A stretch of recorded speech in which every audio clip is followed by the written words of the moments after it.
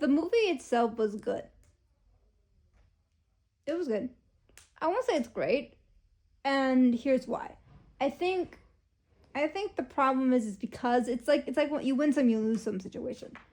Like it's the other half of the show, and it's somber and right. That's not a lot of people's cup of tea, right. And it's uncomfortable. It does address a lot of the hardships right. that were teased at in the beginning, right. And so Act 2 is very political. It is very political. So I was just like, so I get it. It's so that's why I think, so for me it's good. I know it's good. It's just harder for me to swallow, and that's just me. That's just me. I don't know. I think it's because I'm so used to the slight jokes in Act 2 that they did not take or rearranged in a way. They rearranged, like they put some aspects in different scenes, which made a little more sense and all that. And I get why, because there's a tone of the movie they need to acquire. And I think if those little clips, like, you know, when Fiora was like, it's like this whole time, and you know, like Glenn is like, this whole time you two and all that, and I was like, no, it wasn't like that, and they just leave and all that, like, go, and they leave, and then, but in the musical, I love how Fiora goes like, he's like, no, it wasn't like that, like, yeah, it kind of was. I was like, why was that? I would have loved to have seen that. It would have been nice, but I get it. They wanted to get that somber feel, but it's still good. Sometimes you need those humor moments to break up. Right. Even the most somber scenes, sometimes humor is good for them. Right. And I kind of wish they kept at least that one. Out of all of the other ones, I kind of wish they would have kept that one. Come on. Yeah. I always like that one. Yeah. Yeah, because he's not wrong. Right. He's not wrong. Yeah, it kind of was. It was. I mean, and although I feel like they did give Fiora a little bit of redemption in this, because, I mean, it's the same scene, but after the cat fight scene. But it's like, instead of, like, maybe because it's a film. Because I'm like, and, you know, like, he's like, I'm so sorry, and then they take him and all that and stuff. But in this one, oh my gosh, what's his name? Jonathan Bailey. Thank you, Jonathan Bailey. He did a good job. I think he understood this, because he did lie to her. Like, no, like, she's just as guilty, because I think she knew, but didn't want to admit it to herself. And she was being a little toxic and, you know, trying to dance their way into a relationship when they should have a conversation. Yeah. But he still did lie to her too, like just like Bach did, lied to Nessa. It's not kind. Right. It's nice, but nice is different than good. Right. And so oh my God, his face. The sheer sorrow of the pain he knows he has inflicted on her. You see it in his face, and I was like, thank you, because that's so much progress right there in terms of any one other character in that show. Yeah. But just, I'm like, yeah, I mean, like, yeah, I'm good to see some accountability. About time someone started taking a bit of accountability. Right. And I don't like how people have been trying to protect Nessa. I think it's only because she is, quote unquote, someone who has a disability, which is a shitty excuse. Because listen, she would have lived a good life if she had not limited herself. She's what would have happened to Elphaba if she had never broken free from the strings and constraints and pressures of society. But Nessa, she was a good kid. No one's born evil, but she allowed toxicity to turn her into a dictator, because that's who she was. She was a dictator. And I don't like how people are like, oh, well, you know, like, no, there is no excuse. Correct. There is no excuse. She did this. Yep. She treated her citizens like second-class citizens. She imprisoned them, and she nearly killed a man. Yep. And then she cursed him, and then it's like, in the way they handled the scene with the reveal, and this was so much better than the Broadway musical. It was so much better. I love that they did that. They fixed something, because it hurt me in a sense to have that laugh, funny moment when I'm like, like, this is psychologically damning. Like, think about it. He's been imprisoned. He doesn't know, and then he's just trying to break free somehow. And now he nearly dies, and now he's like, what chance does he have now? Right. He has no place. He's not an Ozian. He's not an animal. They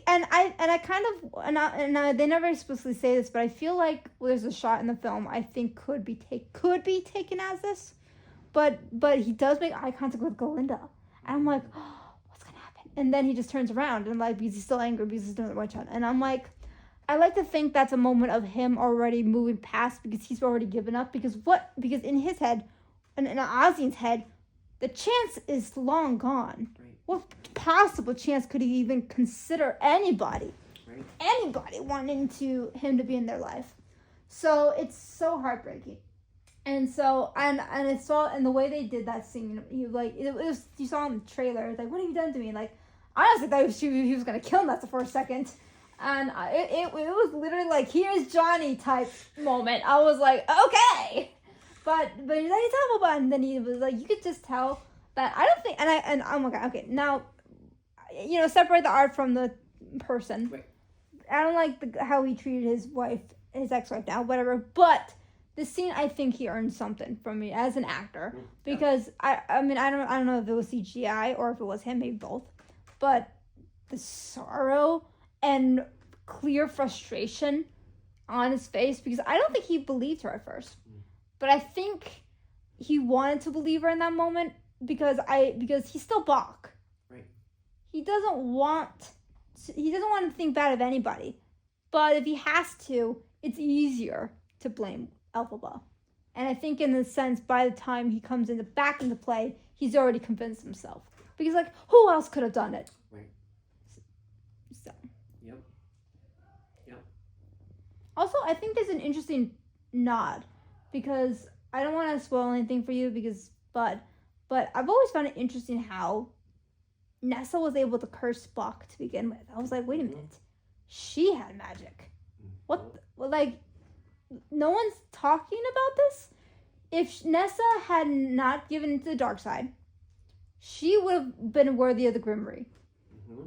That's insane. Elphaba, all the people who were considered quote-unquote witches were actually magical. Yeah, in a sense. Right. I don't want to spoil anything. And but if I remember, that was a frustration for me in the book. If Nessa had not, like you said, given into selfishness and pettiness and toxicity and yeah, she could have joined her sister, who loved her, genuinely loved her. Yeah, genuinely. And they could have been so powerful together. They would have been what Galinda wished she could have been with Elphaba. And that's one thing I feel like goes over the heads of so many people. Yeah. I'm like, guys, she just cast a spell. She has magic. Right. Which is insane, because think about it. If she had magic, if she had not given toxicity, she could have healed herself. Yes. Do you realize how crazy that is? And then people are like, oh, well, I don't like how in the musical, like, Elphaba made her walk. That's so, what's the word? Given into the, like, that because she needs to be fixed. I'm like, that's kind of the point. Nessa thinks she needs to be quote-unquote fixed, but when she's quote-unquote fixed, nothing changes because it was never her disability. It was herself that limited herself. Yes. She could, and this goes over so many people, and here's why I think, again, toxic people on the internet, because they have nothing to do with their lives. They're angry, they're bitter, they just want to bring other people down, like narcissists. And I think when they see Nessa, they see themselves. And so when people are like, oh, like, she should not be fixed. She should just, like, I'm like, they're sort of on the right track, but not in the quite right way. Like, because, like, she should accept herself. I'm like, yeah, you're right. She should accept herself because yes, an actual Nessa in real life. Right. Yes. But we are Nessa in terms of a story. We are Nessa in terms of an experience. Right. And you're missing the full arc of Nessa. Right. She thinks she needs to be fixed. Right. Elphaba wants to give it to her because she loves her so much. Right. She's willing to give her anything that she wants, whether she should have it or not. Right. That's the point. Right. And I'm like, it's this, and also one thing I don't understand is, like, guys, it could have been so easy for Elphaba to despise Nessa for their father treating favorably. Yes, It would have been such an easy absolutely. writing, but she didn't. That shows great strength. Yep. And I love how Nessa genuinely does love Elphaba.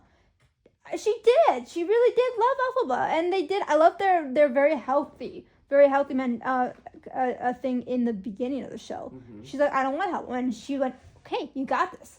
That was so healthy. And she could have. I love that shot when in the movie when she was going and she met kids, like she was talking to them. That was the beginning of a possibly good life. She could have made friends. Yep. She could have got a good support system and Yep. broken free from her father's toxicity. Yep. And like you said, but that didn't happen, and that's such a shame. Right. Yeah. Such a shame. The Ozdust ballroom scene is such an important scene for Nessa's character because it's there that we see who Nessa is choosing to actually be. And she abandons her sister to the dance floor. Yeah. And lets everyone laugh at her. Yeah. Lets everyone watch. Yes. And this is a girl who lives in a wheelchair, who probably has been the one in the center of the circle being laughed at and watched. And when her sister is put in that situation, she does nothing. Right. Because she's cowardice. She doesn't want to be bring into it. Yes. Just like Galinda, just like Bach, just like Fiora, just like everybody in that room. Yep. They're all cowards. Yep. And, oh, by the way, speaking of cowards, the Cowardly Lion. I love how they fixed him in this film. In the sense of emotional integrity or whatever it's called. Because we never saw him in the musical, and understandably so. But it's like, but they, can I give a little spoil? Yeah. All right, I know the book. That's true. Anyway, they have an extra scene where she sings to the animals with her song, and then the lion comes in, and so I'm like, oh my gosh, there's the lion, and you can see he has a weird, interesting, warped sense of what happened to him, and as weird as it was, like that's definitely a stretch. How did you come to that conclusion? But at the same time, I was watching that scene. I'm like, I've seen people do this. Yes. As weird, as illogical as it is, I have seen people do this with their, and they think, oh, she stole me. She took me from the only home I ever knew. And I'm like, that a cage? Like, metaphorically and literally. And, but I've seen people do that. And it's scary how real to life that is. Yes. That's the purpose of those three. It was the purpose of those three characters in the book. And I remember that being something that I didn't care for in the musical is we get such a tiny section of those three and it doesn't hit as hard as it should. You know, when the witch hunt happens and they all three have their solo where they talk about what she did to them and whatever. And I was like, we're missing so much depth to it though, because each one represents a different kind of trauma response. Yeah. The lion represents when trauma happens to us as kids. Yeah. We can have a warped memory of what actually happened. Yeah. And that warped memory can cause us to harm people later by our memory, which is wrong. Yeah. However, the trauma is true to us, so that trauma is very real. Yeah. And still needs to be treated and dealt with. Right. But then you have the extra difficult layer of, during that trauma therapy, eventually you have to work out, here's the reality of the situation. That's not how it happened. So you've held this anger towards this person that you think abused you. They weren't your abuser. This person was. Yeah. And so now they have to learn how to heal and shift all their memory, which is so hard. But what a beautiful thing to bring out in this character. Right. A very real thing that also validates the Elphabas in the world that watch this film and go, I've been the person that someone blamed for their trauma and I wasn't the one. Right. So it's validating for them to go, okay, it's not me. People do this. I've had moments similar to the Cowardly Lion where my whole worldview did shift, where I was like, oh, it wasn't what I thought it was. Yes. And it's quite humbling, and I think, and it's also quite interesting how differently people take it. Either they take it and they stuff it down their throats and don't want to deal with it, even though they know the truth, or the ones that, like me, going, okay, I need to grow up here. Yeah, I've got to learn from this. I've got to move on from this. Yeah, and I'm not gonna lie, it's so hard. It is so hard. It is hard. Oh my, I'm sorry. It's like, well, and the Tin Man side of that too, because it's along the same kind of. It's like the people who want to please people. Right. Well, and when you have gone through this traumatic event and someone you trust tells you it was someone else that did it to you to hide their part of hurting you. Yeah. And then you don't find out till years later or sometimes decades later, and you look back and go, I kept my friendship with that person for like 10 years after that. What wasted 10 years? Because that was the person who actually did the thing that hurt me. And I gave up the friendship with this person because I thought they were the one that hurt me. Similar to how, like those weird high school dramas where the good friend tells their friend that their boyfriend's cheating on them, and then they find out it was the truth and they still cut the friend. It's like, what? Right. It's so strange. Yeah. Or I did not have this happen to me, but my friend did in high school, where their close friend, their good friend, told them the truth that their boyfriend was cheating on them. Well, yeah, he was. He was cheating on her with her. But that makes sense. But to hide herself in the situation, she thought, well, if I tell my friend first, she's going to believe me over him. Oh, that's psychological over there. So she told the best friend, he's been cheating on you with some girl, blah, blah, blah. It was her. And the best friend broke up with him. And when he was like, I did, it was one time and it was with your best friend, of course she didn't believe it. Because that's my best friend. She would never do that to me. 20 years later, she found out the truth. Wow. And was like, I have hated him for 20 years. And stayed with my best friend, and then eventually had to confront her because they were still friends. And it was this huge, horrible blow up in situation or whatever. Yeah. But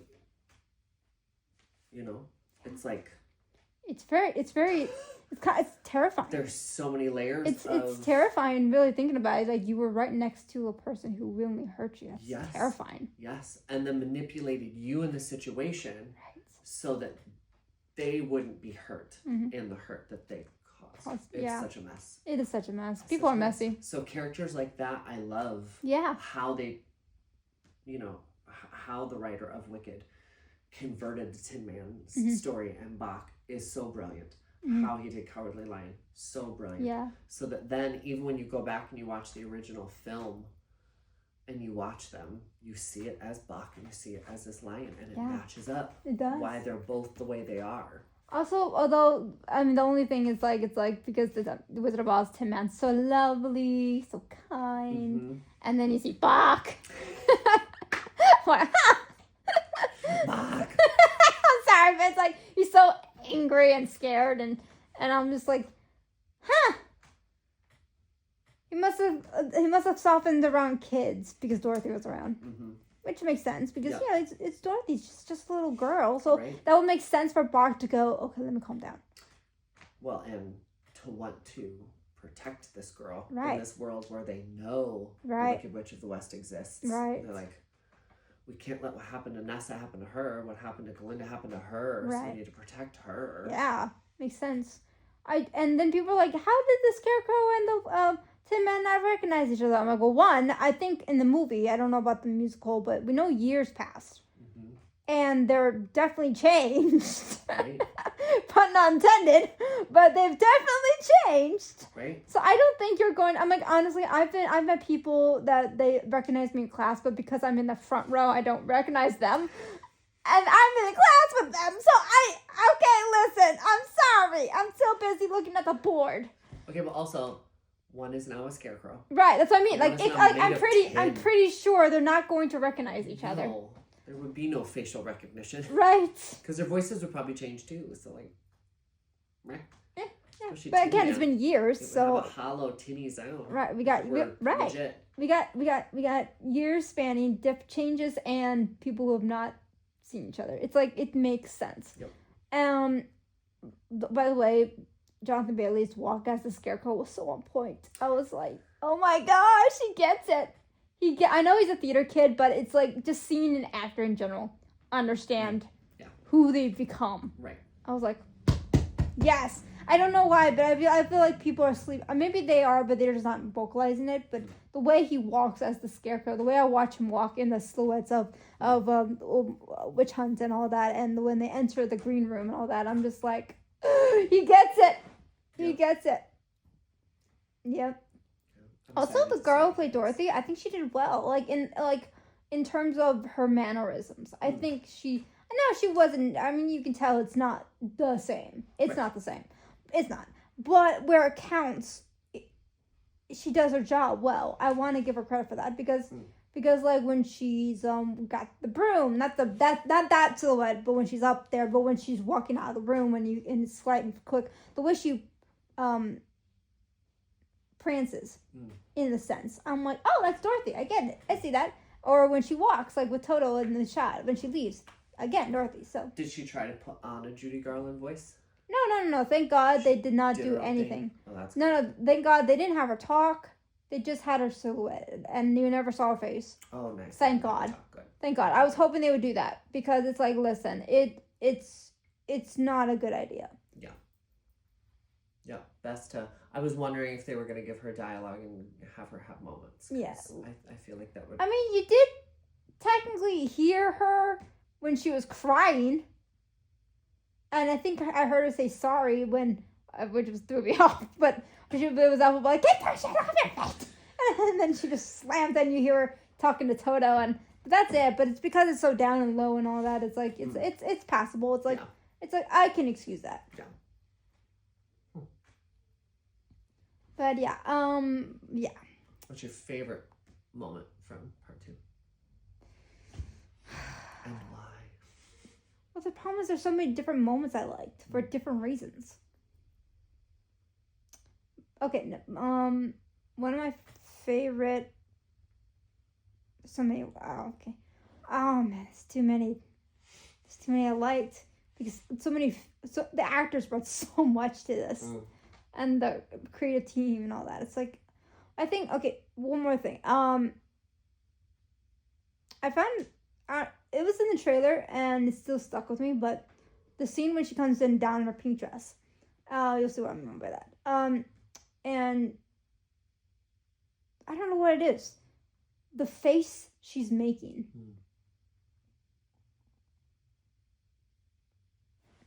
I don't know what it is. I can't quite put words to it, but it's just right. It's just right. Also, oh my god, the cinematography in Girl in the Bubble was brilliant. I was like, honestly, I'm not gonna lie, maybe it's an Asia thing, but I was like, did you look into my head? Because I have literally thought of scenes like this, like in the way they position, not with this song, but with scenes, like how I would do this. And I was like, did he get into my head? Anyway, but I feel bad because the Girl in the Bubble is fine. I like it. I don't know what to say because the thing is, it's what the scene calls for. It's not bad. It's good. I just don't know why. It just doesn't hit home for me for what was needed for Galinda. For Galinda, not Glinda. Right. And but I can't quite figure it out. It's like it's the right song.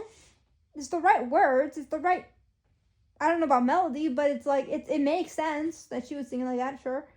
It just doesn't feel, I think my biggest thing is like it doesn't, and maybe I'm wrong. But it didn't feel like it was part of the musical.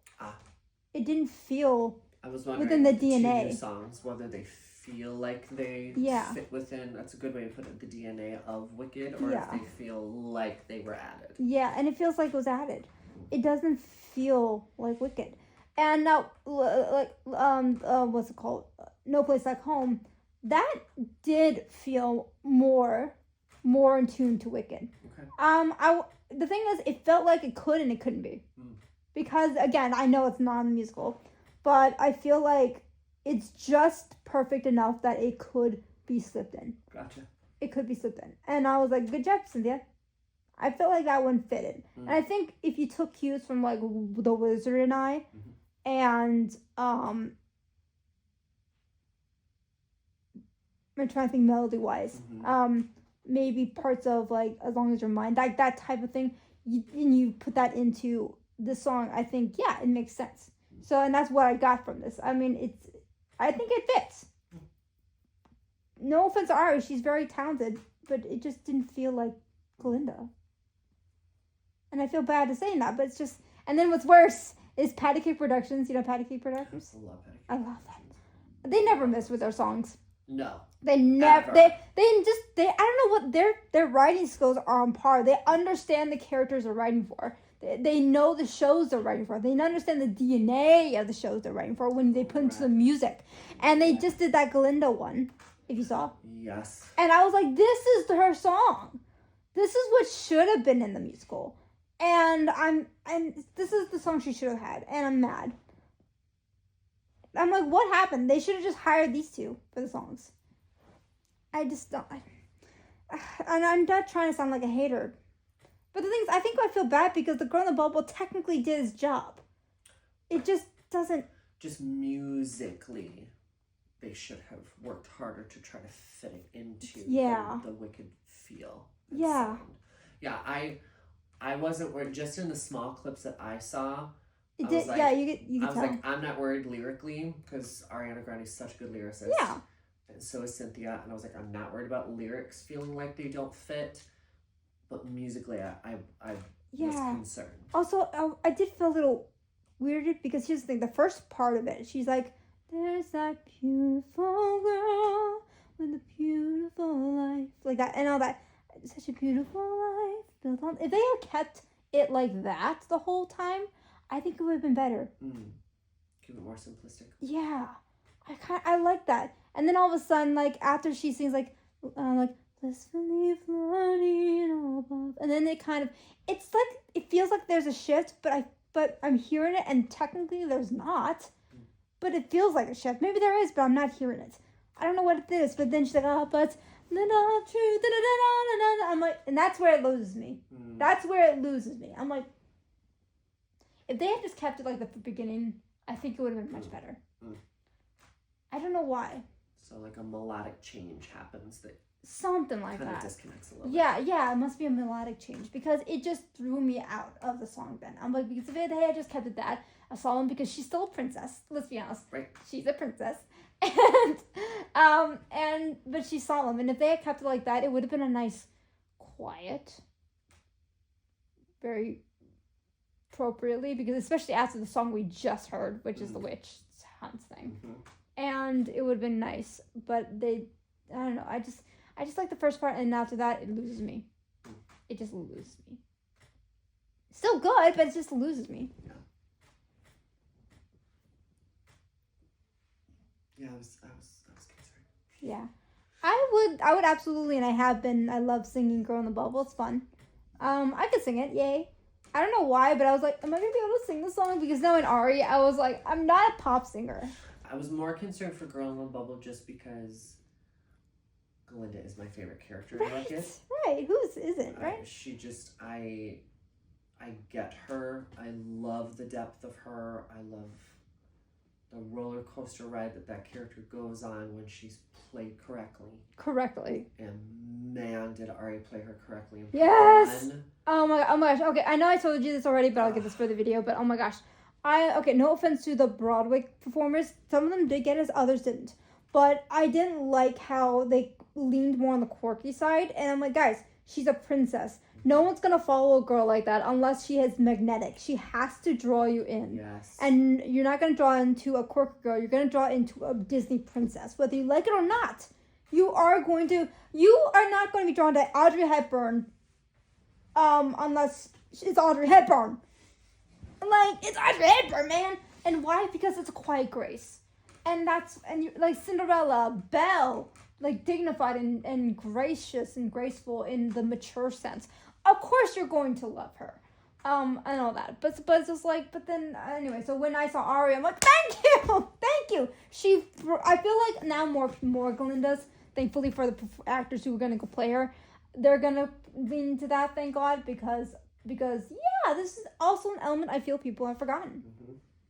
Yes, she is quirky, but the thing is, it's like she's just quirky enough that people will let it slide, that she hides it enough, but then she's mostly quirky she's only Glinda when she's with Alphaba. Right. With everyone else, she's Glinda. Mm-hmm. That's the point. Yes. And it's just like, anyway, sorry. It is the point, though. That's the point. She's the most lonely character in the whole show. Yes. She is the most loneliest Yes. one, and no one is supposed to get it until the end. Yes. I about lost my mind. I was talking with someone the other day about Wicked because they were going to see it Friday, opening night, and they were all excited and whatever and and they did some research, a little more research. They've seen the musical because they're a theater person, but they were excited, and they just did more research on Glinda in Wicked, specifically the musical, and they were like, "Hello, Benny. Hello. You got shaved. You look beautiful. You always look 10 years younger." 10 years younger. It's so weird. Hey, buddy. Hello. But she goes, "Oh my God, I didn't realize." I was like, "Oh God." She goes, "Glinda." So this is after she saw part 2. And she calls him. She goes, "Glinda's not talking about Alphaba during It took her this long? opening number. She's talking about herself being wicked and herself being alone and herself being and I was like, It took her this long? yeah. I was like, that's the point. Yeah. She's not talking about Alphaba being alone. No. That's why it's like the Wicked Everyone lives. else is. Yeah, but like it's like Wicked, but she's the one who started it. It's like and goodness knows Yes. that the Wicked die alone. Yes, because she knows she's going to be alone for the rest of her life. She Right. is alone She in is that alone. moment. But also, like, the thing is, it's interesting is... That's what makes it sound so tragic. Right, but... And why Ariana's portrayal of it Yes. is the most brilliant Glinda I've ever seen in my life. Same. Because she's singing it sorrowfully. Right. She's singing it torn. She The looks audience like... have no idea. Right. She looks miserable as... Because she is. Yeah. Because the thing is, it's like she looks like she's ready about bursting into tears at any moment. Yes. Yes. It's just And so when good. she throws that torch on the effigy and continues to sing... Oh my God, my heart, man. She's not doing it to Alphaba. She's realizing in that moment, I'm burning this effigy of my best friend. I really am the most wicked. Yes. That's me. Yeah. It's me. She's It's pissed. so brilliant. Yeah. Schwartz was so brilliant to write those lyrics the way he did for her. Yeah. Because sound-wise, it's this glorious Celebration. but when you really think about it and understand that we're starting at the end, Yeah. and then you see the whole musical and they go back to that song at the end and you hear her re-singing those lyrics, you go, oh, poor Glinda. Yeah. Oh, Glinda. That's why baby girl. that's why I love her. And I love her end act sentence. Like, I like to be Glinda the good. Yes. I like to try to be I'd good. like to try to be. And that's why I feel like so many, now I know a lot of these kids get this part, but I don't think but how many theater kids really understand the gravitas, Right? the reality of what that is? Right? Because we can understand what's blue, but what is blue? Mm-hmm. I don't know, I got weird, a little weird there, No, but you know I what I know mean? what you're saying. But, Well, and the other line that I then told my friend was like, so you don't like understand why Glinda reacts the way she does when the little Ozian says, but how does wickedness happen? right. And her answer is, what an excellent question. Are any of us truly born wicked, or do we have wickedness thrust upon us? She's not talking about Right. Alphaba. She's talking about herself. Right. She's almost pleading to them, please don't see me as wicked for what I've done and the things I've done. But also, she's also trying to get, I know, right? But also the layers, because the multiple layers of it, because she's also She's trying to get them to think. yes, to think and be more whatever, because in the reality she knows the wicked one is standing before you. Yeah. The one that you're all praising is dead was not the wicked one. So think deeper, please. Right. It's quite, it's like, and no, again, morbid joke, but it's like someone was like, in a world of Galindas, be an Alphaba. And again, I don't know, I chose violence that day, but I just said, we get shot at. but there are. Yeah. And they were like so confused. This is in the comment section though, but they were like, you could tell I was confused. Like, could you explain? And I was trying to be a little fair. I was like, like Elphaba, she was melted, and all that, because people don't like truth. Right. They only want to hear what they want to hear, and they're like, oh, okay. Because but it's like, but in today's world, I mean, look at Martin Luther King. Love him or hate him, don't get me wrong, but look at the people of today, of like people who are, even if they're independent and liberal themselves, they're instantly hurled at as conservative because God forbid you have opinions. Be a free, progressive thinker by only thinking what we tell you to think. Like, what the heck? Which is, again, Oz right now in Wicked. It's like, the reflecting is so insane and how unaware people are looking at this film and going, yes, we are Elphaba, but then they have no idea just how much Ozians they truly are. Right. And that's the point of the book. It is that in truth there are very few Elphaba. Very few. I am not an Elphaba. I am not. Okay, listen, I don't think I'm a true Elphaba. I have elements. Of Elphaba, and you have seen that, yes. Because it's like, yeah, of course, and that's caused me great pain. Screw them anyway, but it's like, I'll do it again. But I also want to say, like, she's also lonely in the beginning, because think about it, she doesn't realize it, but in a sense she does, but she knows. Right. She's lonely because she's popular. Of course, like, you have to follow the status quo. She knows these people only like her and are friends with her because of what they can get out of it. Yes. And yeah, and to her, that is normal. That's the tragedy. That's the normal. She doesn't think it's wrong. She's like, oh, this is just the reality. This is how things work. Whatever. Survival of the fittest. Yep. And then Elphaba comes and shreds it to her, like, screw you and your stuff, and she hates it. But of course, she also learns, oh my God, thank God I can breathe. Right. I have been changed for good. Nope. But yeah, it really does shock me just how it goes over people's heads, because it's insane. Mm-hmm. Yep. Also, I feel like there was a deleted scene of some sort with her friends, because during the witch hunt, Fanny and I can't remember what the other one's name is, but they are looking horrified at the situation, and I'm like, why do they look horrified? Something happened. Something changed.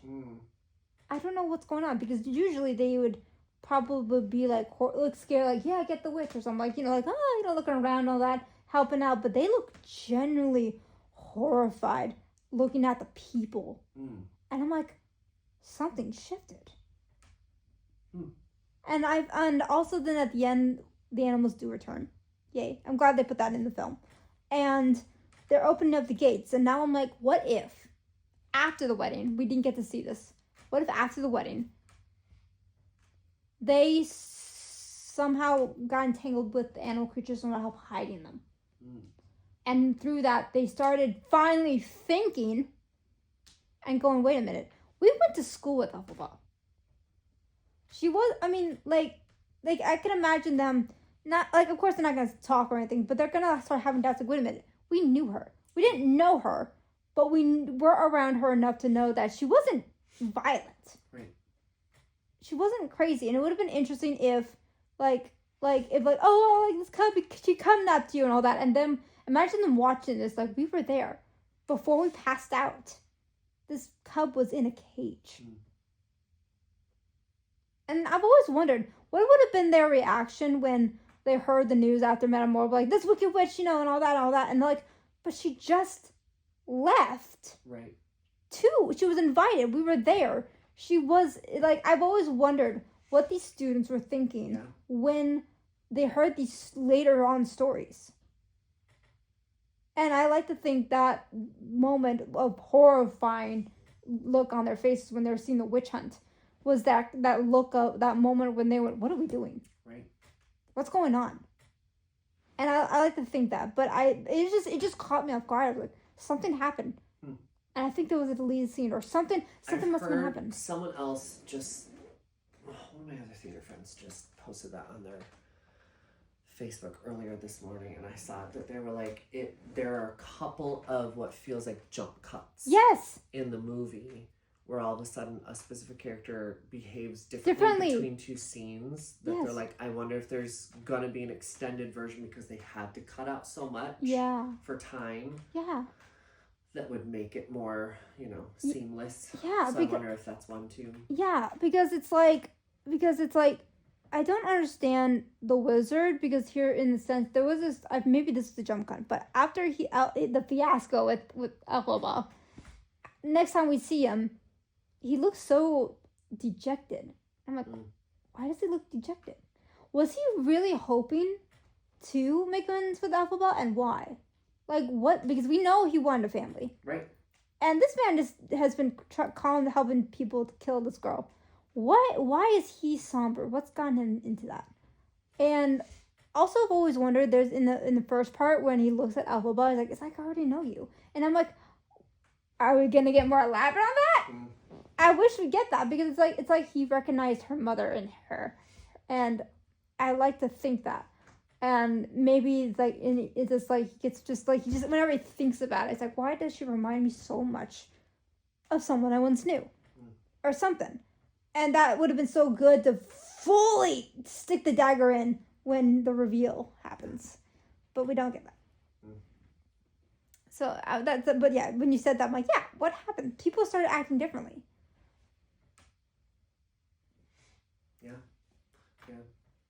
Yeah, because this friend is like very, they're theater, film, love. They're not like, they don't tear things apart easily because they just love theater and film. So for her to make a comment of that there felt like there were some weird jump cuts, then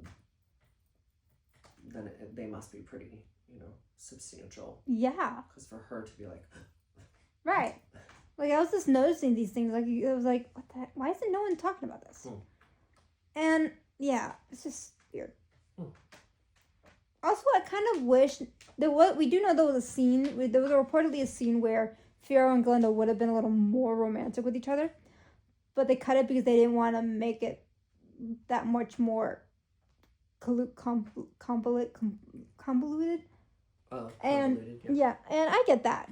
But I kind of wish we got an extra scene showing a dynamic between Fiyero and Glinda, because in a sense, he did love her. He didn't love her, like, romantically. Right. But he did... Right, he loved her, yeah. He did genuinely care for her. Yeah. You don't stick next to somebody like that just for political gains or that. Like Glinda was... These two were each other's only safe space for years. Yeah. Yep. And I feel like Fiyero would have, like, if Elphaba had never even existed, he probably would have married Glinda and been like, yeah, sure, this is expected, whatever, not understanding what love is. Right. But in this sense, if Elphaba did exist, and she does, and it would have been interesting to him going, I'm never going to find her. And this is the only person who understands me. It would be a marriage of convenience. Yeah. Yeah. Yep. Because, yeah, he did genuinely care for her. Yeah. And she genuinely cared for him. Yep. Yeah, again, Glinda's such a tragic character. I love it. And I don't think she loved him in the way she thought she did. Right. I think when he leaves, it's the moment of why. I mean, yeah, she's heartbroken. Who wouldn't be? You spent years with this person. But you don't hate him. Because in a way, you know all along, like, you two weren't really in love. You genuinely cared for each other. And in a sense, you did love each other. In a sense, you generally did love each other, but not want to be together love. Yeah. And I feel like, yeah. Yep.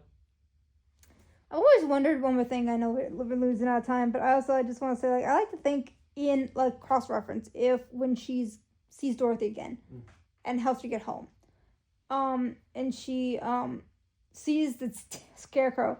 I like to think when she saw him, she did, in a sense, see familiarity. But I like to think that she was tricking herself. She was missing her friend, in a way, her lover, in a sense. That she was seeing him now. That she was so gutted that he's dead. And also one more thing, I kind of wish we got an explanation. Like, what if, like, how did she know the shoes would take Dorothy home? It would have been interesting. I kind of wish Elphaba would have just kind of went, like, wrote on the piece of cloth or something, and just went, here, this will help get the child home. Like, because Elphaba knew she charmed the shoes. Right. And then all that they should have added that. I would have done that. That way, it peels together how Glinda knew how to get her home. Yeah. And why she didn't tell her in the first place. Right, because she wouldn't have known. Right. It would solve that age-old question of... I don't know why they didn't put that in the film. How did they not do this?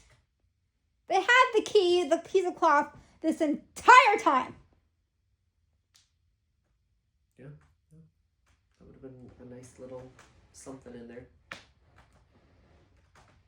Yeah, and also it like after and dawned on me, like I've always known, but it reminded me of when Shisri comes up and gives Elphaba the cloth, and like, oh yeah, they just ripped these people to shreds in the forest. And then he's like, can you imagine Shisri just like, oh shit, be right back, and then goes and like just imagine like act like be like, hey, and then he can go like, hey, just tell Elphaba to fake her death, let the girl go, I'm coming, I'll get these guys, and da.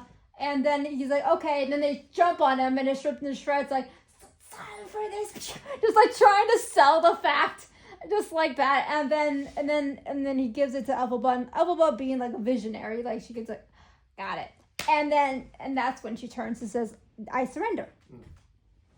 That's how I tried to like, I don't know how no one's figured this one out. Yeah. But man, they threw me over there, and then they took me in and threw me over there. It's like, oh my goodness. Yep. It's like,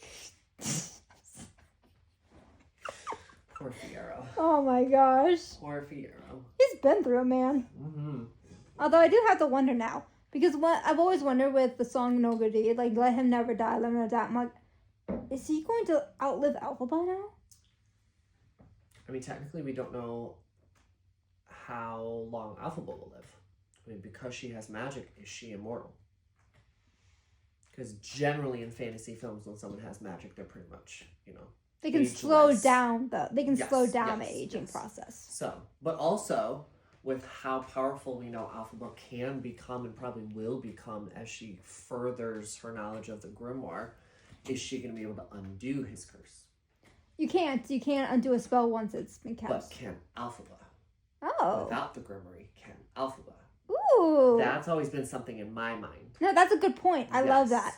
Because so far, most of her magic Is that from we the see grimoire. is from the grimoire, but we know she has magic without it. Right. Really powerful magic. Good point. So what will she eventually learn how to do once she's fully studied the grimoire? Yeah, there we go. So that's what I always, that's my happy ending in my head, is I always imagine eventually she becomes powerful enough and she figures out. I think that would make sense. That would make sense because think about it, because it's like we know she's pregnant after that. Dance in the woods. And so they leave, and because I could imagine, like, I don't think she got pregnant with the scarecrow. Nope. Can you imagine them being like, oh shit, okay. A straw baby. But no, like, it's like, yeah, but then I can just imagine now, but you just said that, like, the kid, maybe 5 years old, collecting stuff for his mom, and you see Fiyero 75% human, and then she's still having to, like, unthread, like, him back together, like, put him back together. Slowly undoing it. Yeah. Yep. It'd be interesting. Yeah. Can you imagine, like them, like, in Son of a Witch? I forgot the plot for Son of a Witch, but basically, I know Son of a Witch. I know it's more simple. Yeah, but I know Glinda finds out the truth that she's pissed. Right. she's pissed. I would like, but I would like to imagine in a sequel of my own when you come into like you walk into the room and with the Grimmery thriving, Galinda's doing magic, but she's doing research again. Again, it's Galinda, of course. So she's, of course, premping and all of that whilst doing it, and then Faye and all that, Fanny, whatever, and everyone else is like, oh, you're so powerful. I was like, I knew it. Like, can you imagine their shock when she first would do that? Like, yeah, see, you were always magical, and she went, yeah, Totally. Completely. I just was to stay out of the way until I was needed. And also, I also like, spoiler, yeah, because I already said, I just realized I just told you, she does use the Grimmery. Mm-hmm. And it makes sense, because think about it, the Grimmery is a tool. It was made to protect Oz. Right. So when Galinda proves herself by letting the animals back in, it went, okay, you are now worthy. Right. You are the best choice to help further protect Oz.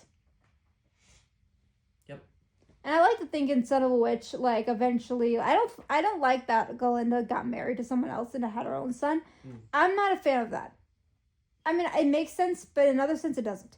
I would have her still just be alone in a sense. Like, she has friends, sure. But, but when Son of a Witch comes and she meets the young boy and she's pissed at Fiyero, because, of course, she's still a little pissed at both of them, but still at the same time, like, whatever. The boy becomes the successor. And that from there.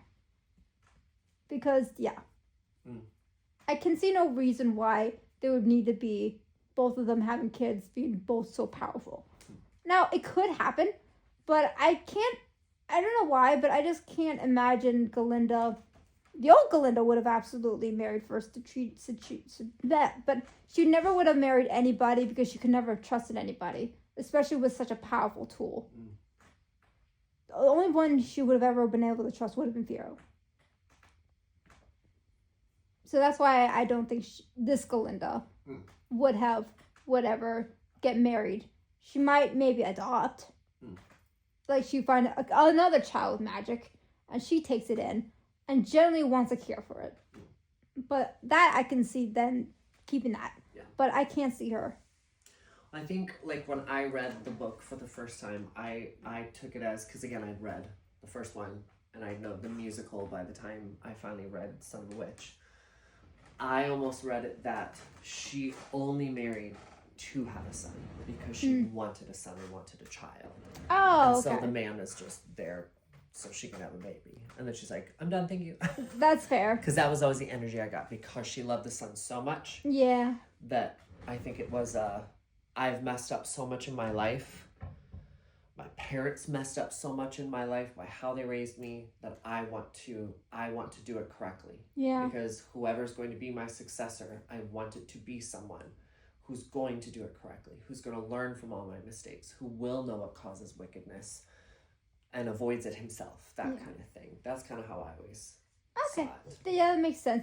But the thing is, that makes sense. But my problem is I mean, who would it be? Because the only way I can see Galinda truly marrying someone who would not be crazy enough to try to get magic and power of their own would be probably like marrying some fool in a way. Yes, like, someone who's very simple, simple-minded, someone who has no aspirations of power or anything like that. Although I would love it if he's like some trinket guy. Like I love trains. I love and again, maybe I'll make a nod back to the wizard. Yeah. But it's like he just wants to spend all his time. I would actually give him a shop.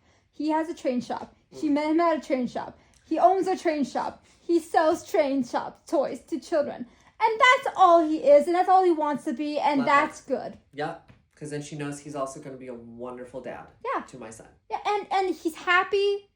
She gives him toys for his birthday. Yep. Everyone's happy. Yep. That would be cute. That would be cute.